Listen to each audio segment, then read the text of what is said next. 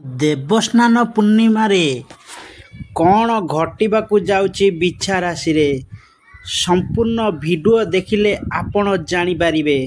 ତ ନମସ୍କାର ଦର୍ଶକ ବନ୍ଧୁ, ଆଜିର ରାଶିଫଳ ବିଷୟରେ ବିଛା ରାଶିର ଦେଖିବା। ବିଛା ରାଶିରେ କି ଯୋଗ ଦେଖାଉଛି ଦେବସ୍ନାନ ପୂର୍ଣ୍ଣିମାରେ।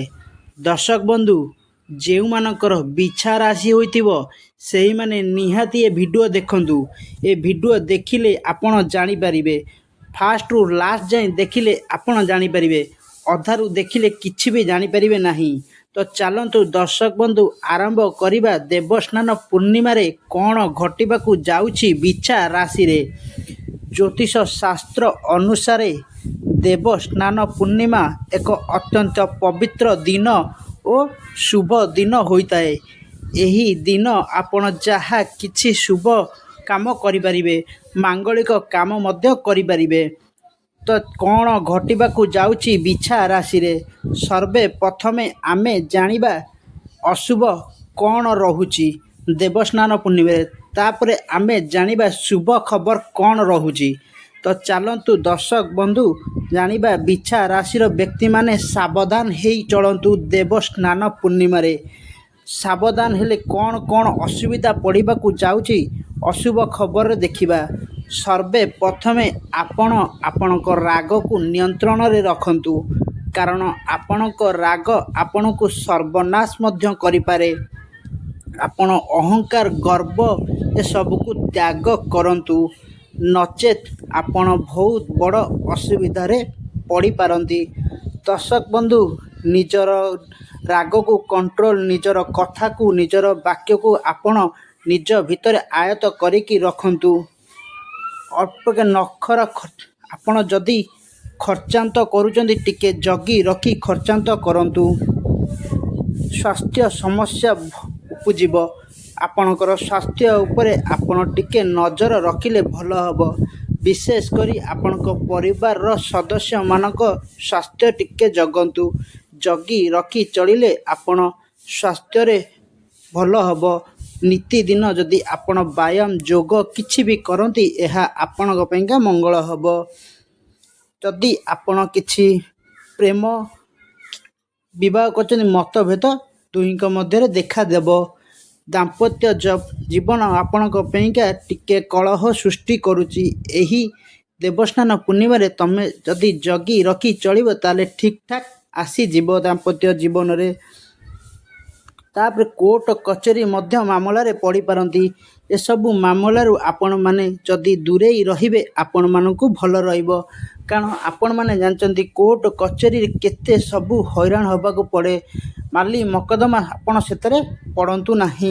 ଦେଖିକି ଏହି ଦେବସ୍ନାନ ପୂର୍ଣ୍ଣିମା ଦିନଟି ଆପଣ ଚଳିଲେ ବହୁତ ମଙ୍ଗଳ ହେବ ଆପଣଙ୍କ ପାଇଁକା।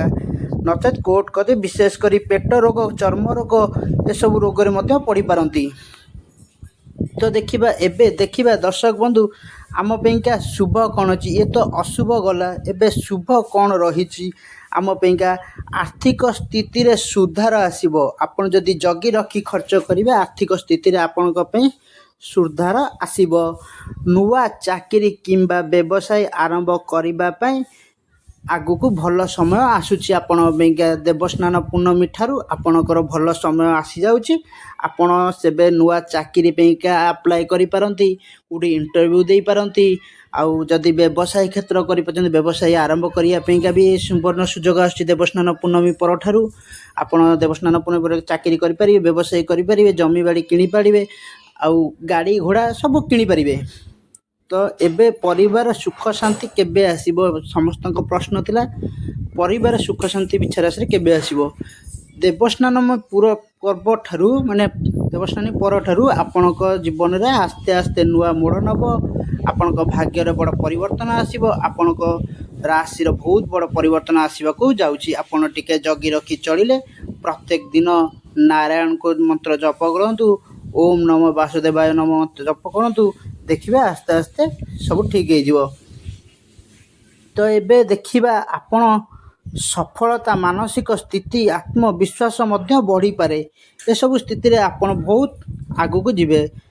विश्वास रखंतु भगवान को पर विश्वास भरोसा रखंतु जो दुख कष्ट समय आपणकर गति करूचंदी से सब समय आस्ते आस्ते आपणको दूर होबाकू जाउची भल समय देवस्नान में पूरा परेठू आसवाकू जाउची सबुठू बड़ कथा यदि परमाश नबे यही दिन भगवान जगन्नाथ को आपण देवस्नान पूर्णमी दिन स्नान पूर्णिमा आपण से दिन जगन्नाथ को जल अर्पण करें तुलसी अर्पण करें एसबू अर्पण कले आपण मंगलमय हम कारण स्नान पूर्णिमा रत्न सिंहासन छाड़ी महाप्रभु जगन्नाथ आम देवस्नान बिना स्नान मंडप को आसवे आपड़ जदि पाखरे घर पाखपाखी जदि जगन्नाथ मंदिर थी आपड़ से जाकि जल अर्पण करूँ तुलसी पत्र अर्पण करूँ देखिए आपणकर सबू इच्छा मनस्कामना पूर्ण हम मानसिक स्थिति आत्मविश्वास ये सबू बढ़ी पारे